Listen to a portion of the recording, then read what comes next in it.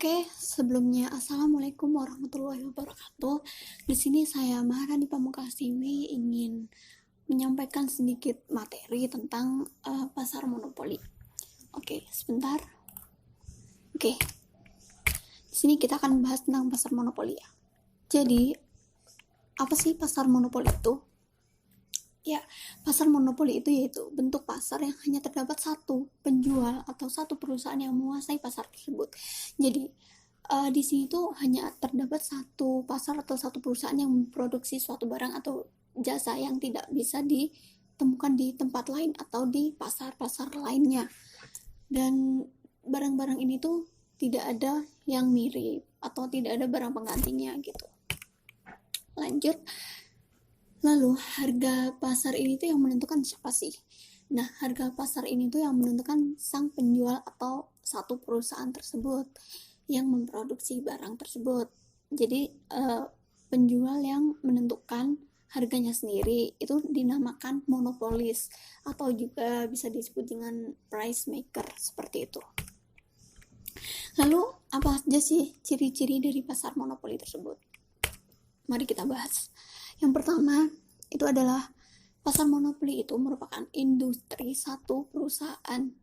Nah, seperti di pengertian yang sebelumnya, jadi di satu pasar itu cuma ada satu penjual barang atau jasa tersebut, atau satu perusahaan yang memproduksi barang atau jasa tersebut, seperti itu. Dan barang atau jasa tersebut itu tidak bisa ditemukan di tempat-tempat lainnya atau di pasar-pasar lainnya. Lalu yang selanjutnya, itu tidak mempunyai barang pengganti yang mirip. Barang ini tuh tidak bisa ditemukan di tempat-tempat lain atau di pasar-pasar lain, seperti itu. Selanjutnya, tidak terdapat kemungkinan untuk masuk ke dalam industri. Maksudnya apa sih? Jadi, untuk masuk ke dalam industri pasar monopoli ini sangatlah tidak mudah karena terdapat beberapa hambatan seperti dibatasi oleh undang-undang dengan teknologi yang dia tuh teknologinya tinggi gitu, berkemajuan tinggi gitu. Lalu dibatasi oleh keuangan karena harus memiliki modal yang cukup amat sangat besar seperti itu. Jadi tidak sembarang pasar bisa memasuki pasar monopoli ini. Lalu selanjutnya, dapat mempengaruhi penentuan harga. Ya, di sini kan kita sudah membahas tadi ya. Jadi sang penjual ini bisa menentukan harganya sendiri gitu. Nah, ini yang dimaksudkan dari price maker tadi atau monopolis tadi. Selanjutnya yaitu promosi iklan kurang diperlukan. Karena apa?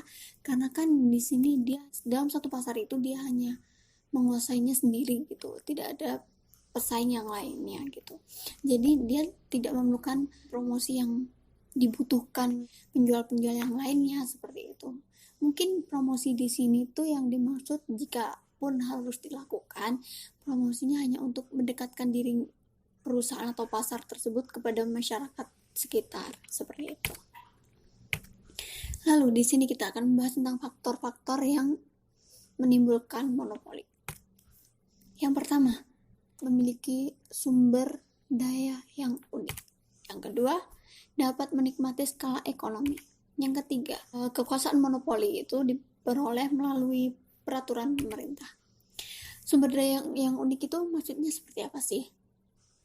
Jadi, karena barang itu hanya bisa diproduksi oleh satu pasar tersebut atau satu perusahaan tersebut. Jadi, yang dimaksud unik di sini tuh karena tidak ada pasar lain yang memproduksi barang yang serupa seperti itu. Contohnya apa sih? Ya, contohnya aja suara dari seseorang, suara bagus, suara emas, atau suara-suara para penyanyi yang hanya bisa didapatkan jika masyarakat itu ingin menikmati, mereka harus membayar seperti itu. Lalu contoh lainnya tuh apa? Seperti air mineral dari suatu perusahaan seperti itu. Terus menikmati skala ekonomi di sini tuh maksudnya seperti apa? Jadi jika perusahaan itu mencapai keadaan biaya produksi minimum, jumlah produksinya hampir menyamai dengan jumlah permintaan yang ada di pasar. Dan dengan seperti itu, perusahaan dapat menurunkan harga barang apabila produksi semakin tinggi, seperti itu. Lalu kekuasaan monopoli yang diperoleh melalui pemerintah itu gimana? Ada dua macam di sini. Yang pertama itu peraturan hak paten dan hak cipta. Yang kedua hak usaha eksklusif. Hak paten dan hak cipta itu apa? Hak paten dan hak cipta itu suatu hak hukum untuk tidak bisa hak karyanya itu dijiplak oleh orang lain atau perusahaan lain, seperti itu. Di sini kita akan lanjut untuk membahas kelebihan pasar monopoli. Jadi kelebihan yang pertama itu penjualannya yang cukup tinggi, karena ya tadi ya tidak ada pasar yang menyaingi. Jadi semua pembeli yang menginginkan barang tersebut ya terpaksa harus ke pasar tersebut, seperti itu. Yang kedua, produk yang menguasai hajat orang banyak biasanya diatur oleh pemerintah, misalnya air mineral atau minyak tanah atau bahan bakar yang lainnya, seperti itu. Selain ada kelebihan, pasti ada kelemahan kan. Nah, kelemahan pasar monopoli itu apa aja sih?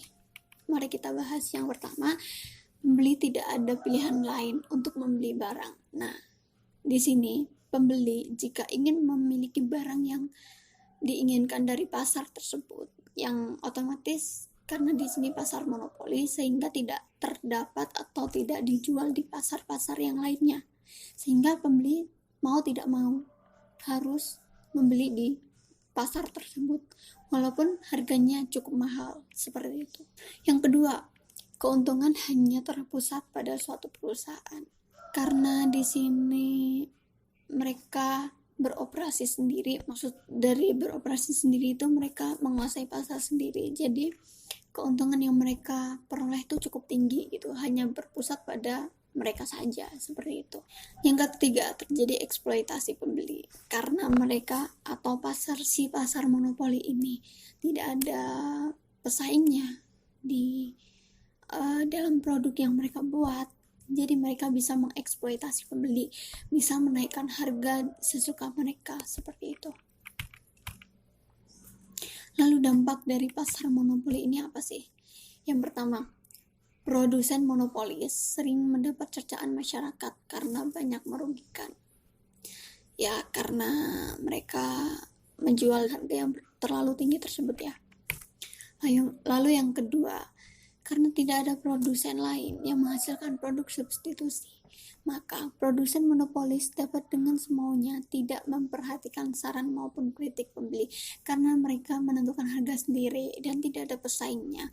Mereka dengan secara leluasa, mereka tidak akan mendengarkan saran atau kritik dari pembeli, karena di sini yang membutuhkan itu pembeli gitu. Lalu yang ketiga, penentuan harga oleh produsen monopolis dapat mengakibatkan penerimaan keuntungan produsen yang lebih dari keuntungan normal.